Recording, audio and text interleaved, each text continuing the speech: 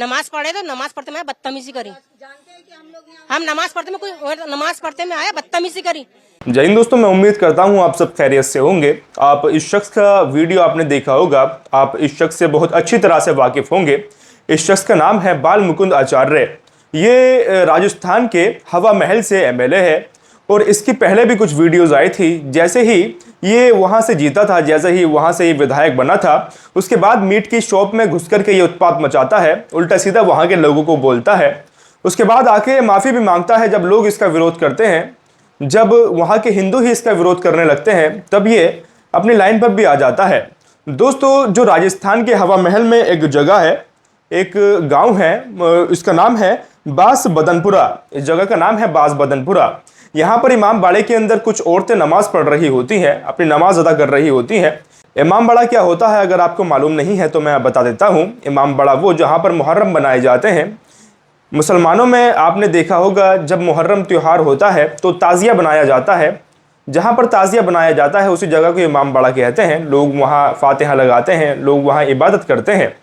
तो लेडीज़ वहाँ पर इबादत कर रही होती हैं, तभी ये बाल मुकुंद आचार्य वहाँ पहुँच जाता है। दोस्तों, मैं आपको बता दूँ, जो इमाम बाड़ा है उसके अंदर आप ऐसे एंटर कर सकते हैं इबादत करने के लिए। सबसे पहले आप वज़ू करें, उसके बाद आपके पैरों में चप्पल भी ना हो, इस तरह से आप एंट्री कर सकते हैं इमाम बाड़े के अंदर। लेकिन ये बाल मुकुंद आचार्य ये बिना चप्पल उतारे ऐसे ही घुस जाता है। उसके बाद महिलाओं से बदतमीजी करता है। ये कहता है वहाँ जाकर के लाओ हमारी मूर्तियाँ निकालो, जो तुमने मूर्तियाँ छिपा रखी हैं ये तुम्हारा इमाम बाड़ा नहीं है बल्कि हमारा मंदिर है। इस तरीके की ये बातें करता है। इससे पहले भी वक्फ बोर्ड के ऊपर काफ़ी इसने उल्टी सीधी बातें कही हैं। हालांकि वक्फ बोर्ड पर जितनी भी बातें चल रही हैं, जितना भी सब कुछ चल रहा है, आपको मालूम है वो अभी सारा कोर्ट में है, जहां पर ये वक्फ की ज़मीनों को अवैध बता रहा है और वहां पर ये प्रदर्शन कर रहा है।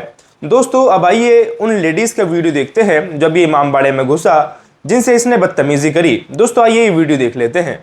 क्या कुछ हुआ था जब कल बाल मुकुंद आचार्य बीजेपी विधायक पहुंचे तो? वो यहाँ पर आए जिस वक्त हम नमाज पढ़ रहे थे। नमाज पढ़े तो नमाज पढ़ते में बदतमीजी करी। हम नमाज पढ़ते में कोई नमाज पढ़ते में आया बदतमीजी करी। पर्दा खोल के कल निकालो मूर्ति है। हम कहाँ से निकाले? हमारे तो इमाम बाड़ा सस्ता, हमारे तो अलम सस्ता, मूर्ति कहाँ से निकालेंगे? इमाम बाड़ा में से कभी मूर्ति निकलेंगी तब निकलेंगी। मुकुंद आचार्य ने कहा आपको क्या? बाल मुकुंद आचार्य ने कहा। उसके बाद अगर हमें इसके मंदिर में से हमारे इमाम वो निकालो, अलम तो निकाल देगा बाल मुकुंद।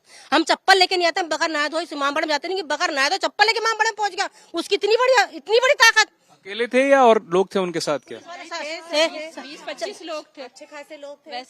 वैसे 4-5 जनी थे उनके साथ, और उनके जो चेले चपाटे थे वो उनके साथ थे बहुत।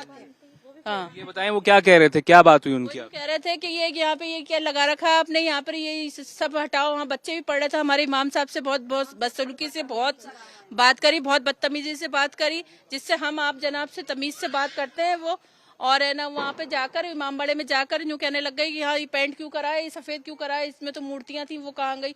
और वो लड़की नमाज पढ़ रही थी, वो सीधे दो इमाम बारगाह हैं यहाँ पर, एक वो है और एक ऊपर है। बच्चियां वहाँ पर मौजूद थी उस टाइम? ये बच्ची मौजूद थी। आप थे वहाँ पे? जी। क्या नाम है आपका? सकीना। सकीना, क्या हुआ था उस टाइम? उस टाइम वो आए थे और अंदर ये सब बच्चे डरे हुए सारे बच्चे बोल नहीं पा रहे। ये घबरा रहे हैं बच्चे, नहीं पढ़ रहे थे। वो बिना चप्पल उतारे अंदर घुस गए और जोर से किवाड़ पटका और है ना बच्चियां भागी तो है ना गेट पीटने लग गए, खोलो खोलो, तुम क्या कर रही हो, चलो निकलो यहाँ से। ये करने लग गए, बदतमीजी करने लग गए बहुत ज्यादा।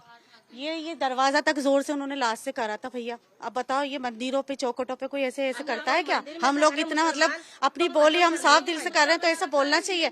इंसान को ये देखना चाहिए कि एक इंसान तरीके से बात करा तो आप भी तरीके से। तो वक्फ बोर्ड के द्वारा जमीन पर कब्जा करने का आरोप लगाया जा रहा था, इसके बारे में क्या कहना है? तो यही तो आपको बता रहे हैं कि कम से कम एक बार नहीं, कम से कम 4 बार हो गया उनका यही। आते जेंट्स नहीं होते, जब भी लेडियों को ऐसे के डरा धमका के जाते हैं। 4 दफा आ चुके हैं। ये हिसाब से क्यों आए थे, क्या मकसद था? बताऊँ आपको, ये जो है ना इमाम बाड़ा, ये हमारी अम्मी की नानी का है ना। ये पूरा इमाम बाड़ा है।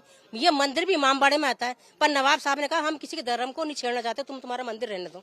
इन्होंने मंदिर रहने दिया। ये हमारे नवाब साहब की गलती हुई। जो मंदिर टूट जाता ना तो लेवल में सब हिसाब आ जाता, समझ गए? ये हमारे हिसाब है कि मंदिर रहने दिया हमने। ये हमारी शराफत आज नाजायज फायदा उठ रहा है। और इसमें था। और ये जो खार वाले ना, ये यहाँ के नौकर हैं, इनकी जमीन नहीं है, ये नौकर है यहाँ के। ये खुद कब्जा करके यहाँ बैठे हुए। और ये जो ना ये सरदार खां, ये यहाँ लकड़ी डालने आता था। ये कहा जा रहा था कि ये जो बदन सिंह है उनके नाम पे जमीन थी और कब्जा किया गया है। कब्जा कुछ नहीं करा है ये।